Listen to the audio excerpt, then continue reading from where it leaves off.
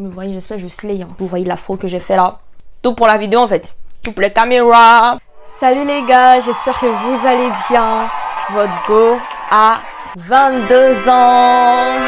Je suis tellement en joie, je suis tellement reconnaissante, je suis tellement contente. Et comme vous avez pu le lire tout en bas, c'est 10 choses que j'aurais aimé savoir à mes 22 ans ou même dans ma vingtaine.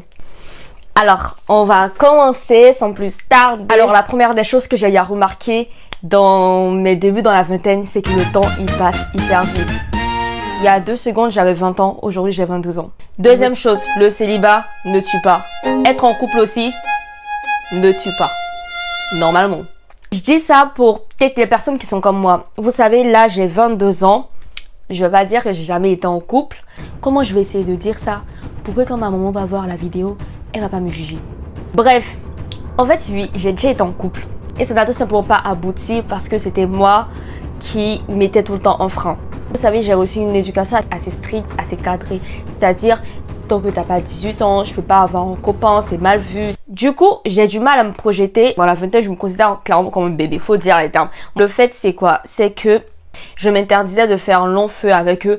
Tout simplement parce que je me dis, je suis jeune, je dois profiter. Il y a trop de choses que j'ai pas encore fait solo. Et ça me pousse en fait à tout le temps revenir sur mes pas. Comme quoi, le célibat, c'est ce qui est mieux. Profite, chill, fais ce que tu as à faire.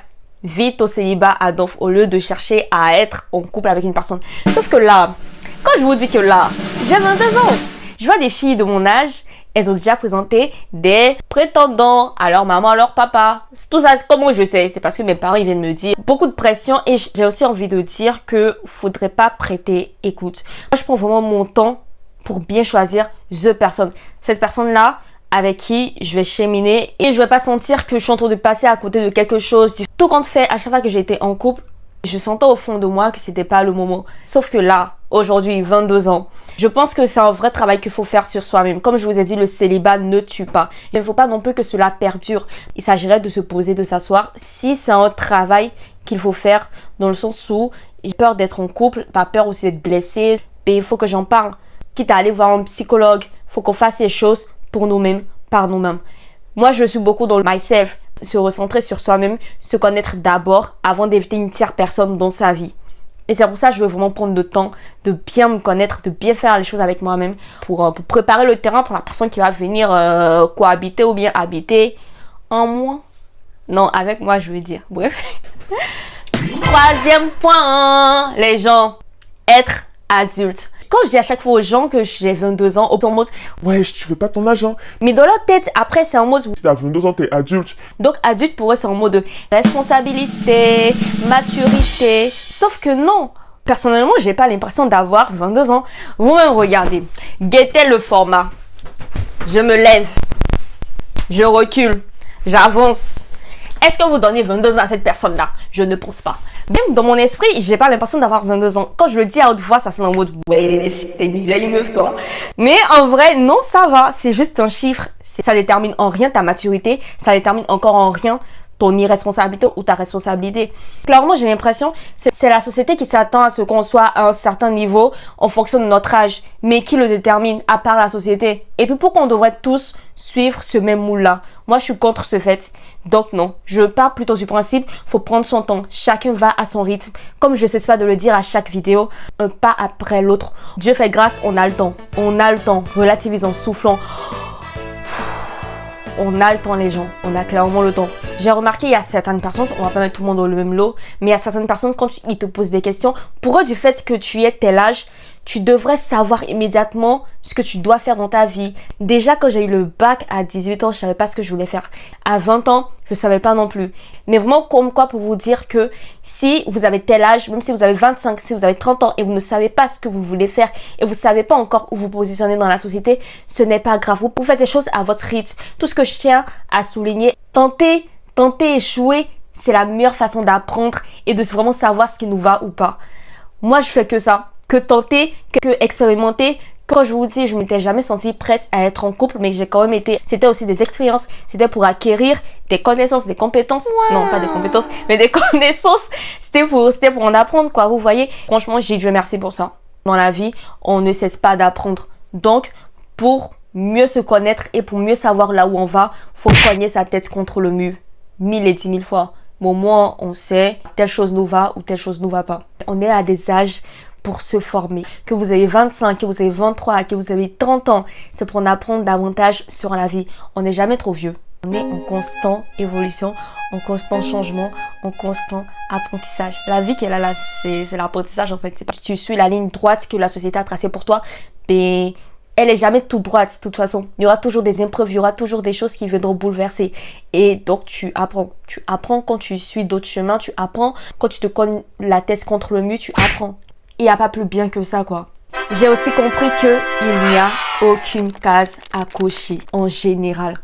Faut avoir une ouverture d'esprit en fait pour comprendre ce que je veux dire. Vous voyez aujourd'hui il y a des femmes qui disent ah moi c'est mon choix, je refuse d'être maman. Si elles veulent suivre ce que la société, la pression que la société met à toutes ces femmes, c'est-à-dire ouais t'es dans la vingtaine obligé, faut que tu te trouves un mec, faut que tu te maries, faut que même t'aies des enfants. Et ces femmes là qui se disent moi ok le mariage, ok non ok, mais les enfants non. Il n'y a pas de case à cocher en fait. Chacun fait les choses en fonction de ses envies, en fonction de ses plaisirs et surtout, par-dessus tout, en fonction de ce que Dieu nous appelle à être, à devenir. Pour les personnes qui sont croyants comme moi, on n'a pas de case à cocher du fait qu'on est une femme ou du fait qu'on est un homme. Si aujourd'hui tu as 30 ans et tu te vois pas encore prêt à te marier et tout, c'est pas grave, c'est vraiment pas la fin du monde. Tu fais juste les choses à ton rythme, en ton temps. C'est-à-dire, tu as réfléchi aux pour, aux contre, aux inconvénients, aux avantages et tu n'es pas aussi prêt à accueillir un enfant. Donc, tu gardes tes ressources pour toi, tu te formes, tu te performes. Mine de rien, même nos objectifs que nous avons dans la vie de tous les jours au quotidien, ils sont tout le temps blindés d'imprévus. Tu te fixes aujourd'hui tel objectif, que j'aille en voyage, que je fasse ceci, que je fasse cela. En temps et en heure, il y aura des décalages, il y aura des choses qui se feront plus tôt ou plus tard. Vous voyez, j'aime pas trop le dire parce que la plupart des personnes ne comprennent pas, mais je suis encore perdue. Vous voyez là je fais des vidéos, c'est ma passion et tout. Moi-même je sais pas encore ce que je vais faire de ma vie. Je sais pas où est-ce que je serai dans 3 ans. Certes des fois je suis couchée, je me dis ouais ça serait cool hein, c'est à 25 ans, j'ai fini mes études, j'ai un mec. Je suis sûre, toutes ces femmes se sont donné des deadlines du genre. Mais il y a des imprévus qui ont été dans la vie. Au final la vie vient tout bouleverser. Nos plans sont pas les plans de Dieu. Donc mieux on demande la volonté de Dieu. Comme ça on sait à quoi s'attendre. Ça ressemble à quoi d'avoir 22 ans? Ça ressemble à quoi d'avoir 30 ans? Ça ressemble à quoi physiquement hein? Ou même dans la personnalité de la personne? Ça ressemble à quoi? Qui est un exemple palpable de tel âge? Qui a toutes ces références qu'il faut et qu'on devrait suivre?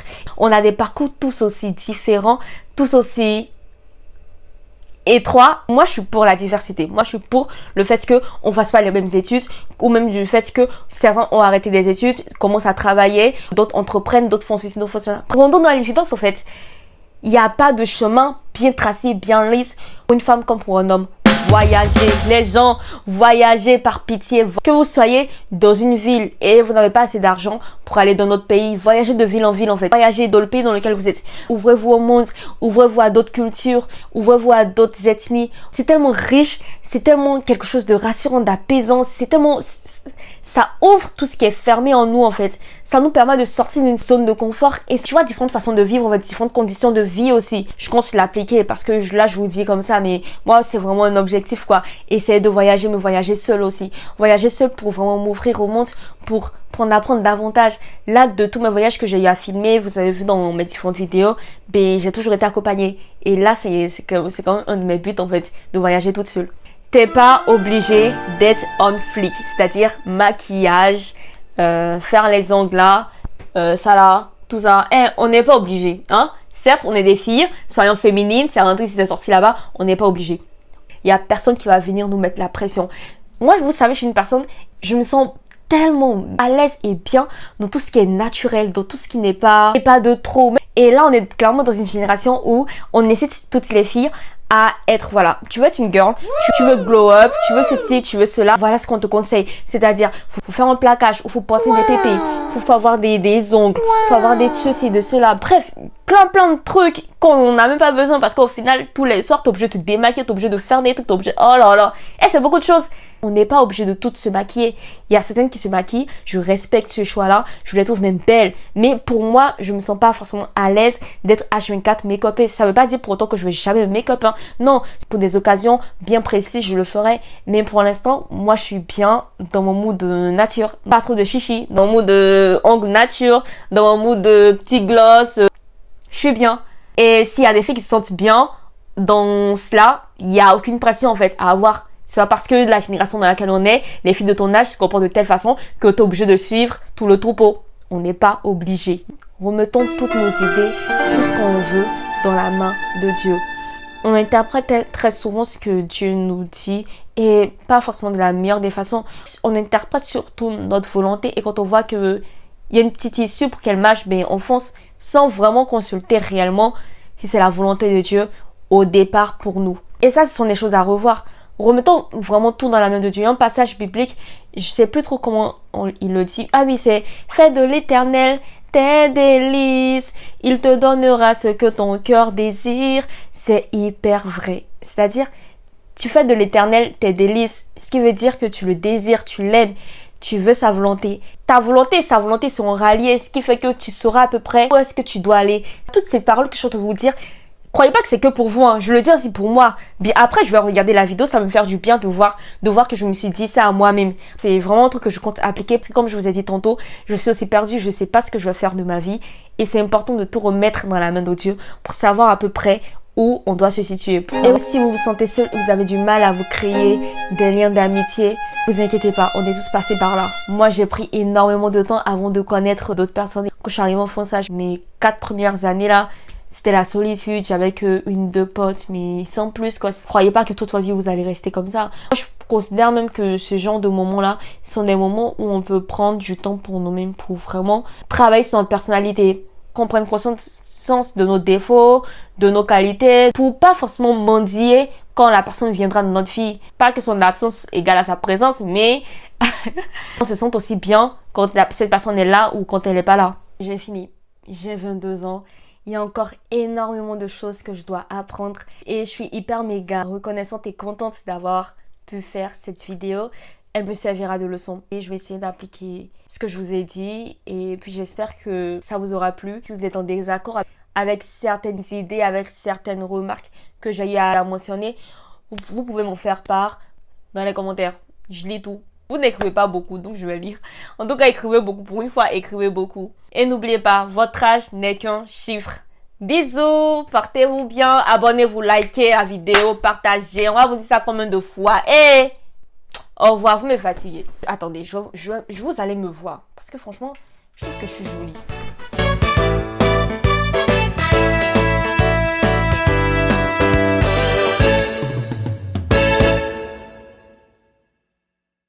Pour une fois, tu fais 22 ans.